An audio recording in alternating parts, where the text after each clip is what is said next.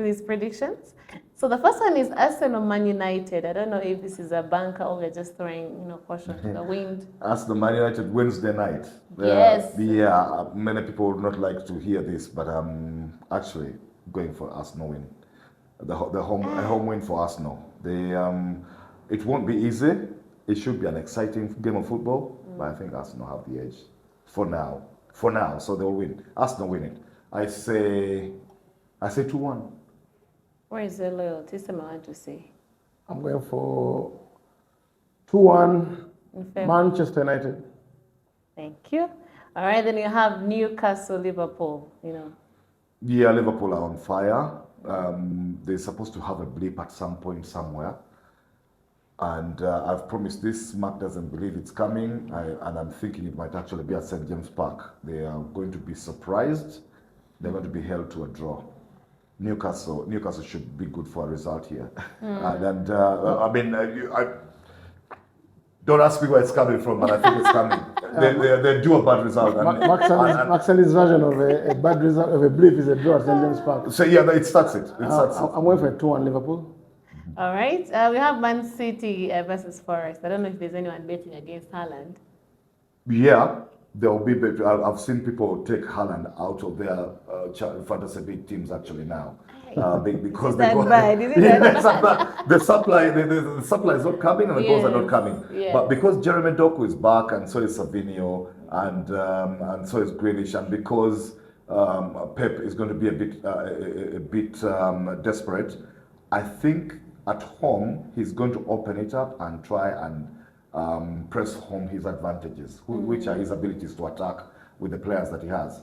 Because defensively he's shaky because of the absentees and the fitness issues, and out of central midfield he's shaky as well. So the only way City can stop their current run of seven games without a win is to actually go out there and attack Forest. Now Forest will find spaces in behind City because they do it very well. Hudson-Odoi and Anthony Elanga.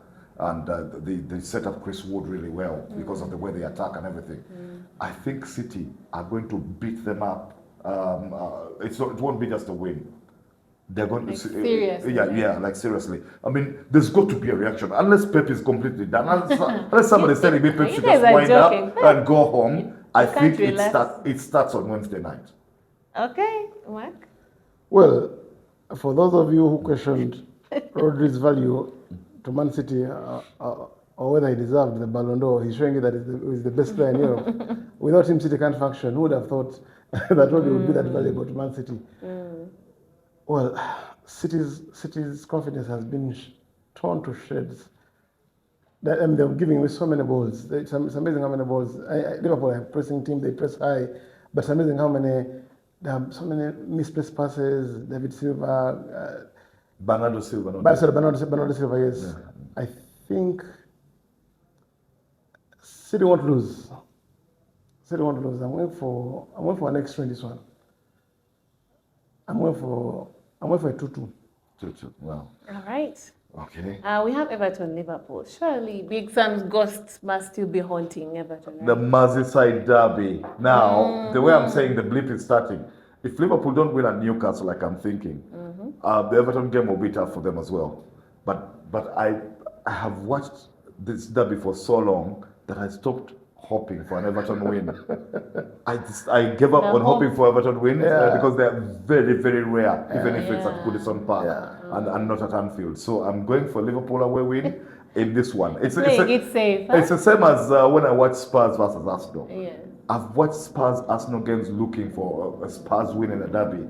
And it's very rare. And so it's the same here. This is what is a bit more rare. So I'm going for Liverpool win over Everton away from home. Yeah. I think Liverpool will not win this one. I'm going for a draw. I'm going for 1-1. Wow, it's the other way around. Okay. Only because this is Everton, this is the derby, and Everton. I think I've got to put an end to the road. I'm going for 1-1. Okay, so we have Spurs, Chelsea. I don't know if Chelsea can, finally find a. That's another one that's a toughie because it's also a derby. It's a London derby. There's a time when Chelsea used to go to Spurs and win, and they used to call it 3-point lane when Spurs were playing at White Hart Lane. And Chelsea guys would call it 3-point lane because while everybody else struggled there, Chelsea would walk in there and win. And that continued even through the Mourinho years. And now But this Spurs is different. And under Irish Postecoglou, they are playing good ball. They are attacking really well. But Chelsea are also in a very, very fine moment. Right now, Chelsea's form is just amazing. The only worry you had about them over the last 3-4 games, ironically, was the form of Cole Palmer, because Palmer is actually the main man at Chelsea. But they've been winning games recently while he's looked a bit average. He bounced right back. I thought that he played very, very well at the weekend, Cole Palmer. And so the way I see both teams and the way they play, for me, there can only be one result. They're going to cancel each other out. This is the derby, actually, that is going to be high scoring. Yeah. I mean, the decision to make Enzo Fernandez looked a dubious one, but I think it's had an effect on him. He's playing very, very good football. Best football he's played since Chelsea signed him from Benfica. And, I mean, Chelsea actually have been doing the business. We've been talking about Liverpool and Man City's problems and etc. But Chelsea have been doing the business. They've put on a run. They're scoring goals. They're not leaking that many at the back. And I just think they're a bit Spurs. 3-point line continues. That's not under the lane, but I think they're a bit Spurs. I think they prevail 2-1 Chelsea. Okay. Girona, Girona versus Madrid. I'm giving Real Madrid the away win. No. Actually, no. The way Girona play their football, I'm going for a draw. I'm going for another draw here. Girona. I changed my mind. Girona and Madrid will be a draw. Bellingham is finally playing like Jude Bellingham. Mbappe is beginning to look the part. I already knew it would come good at Real Madrid. As good as Girona are, I'm going for Real Madrid. 2-1. 2-1. So I go for a draw there. And Right. So back home we have KCCA versus Express. I don't know if KCCA will dance to their jazz tunes now. now Yeah, my but, my guys have been playing well lately. Express, they've recovered as well a bit. They're still mid-table club, but they've had some good results lately, including that last win over Ankole at home in Nachivubo.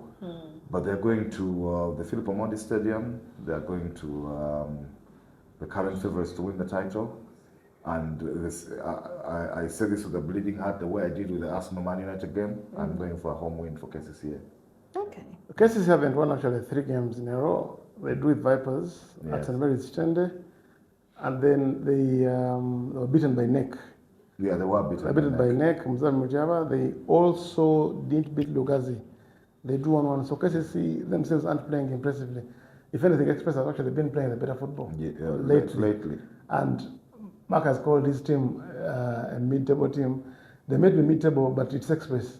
At the end of the day, it's the KCC are up against Express, and not a mid-table team. And teams like Express, they do have a tendency to raise their levels against teams competing for the title. Express just beat Sevilla the other day at Nachivubo. So, because this is Express, and there's some good players at Express. Actually, the guy who's been very, very instrumental at KCC is Coach Kebi, Badru Kadu, who knows everything about Express, KCC. yes, So yeah. I'm going for a draw. I think Express have it in them to frustrate KCC and leave Lugogo with something. I'm going Maybe for a with draw. a Senyonjo goal or something. Yeah. No, I still believe. I'm going for a draw. KCC won't keep a clean sheet. Express will score, but I think KCC will win.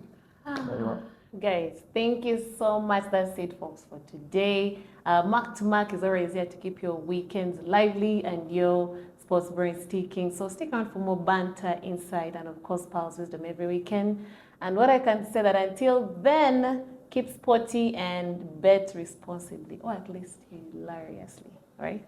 All right, Sure. See you. Thank you.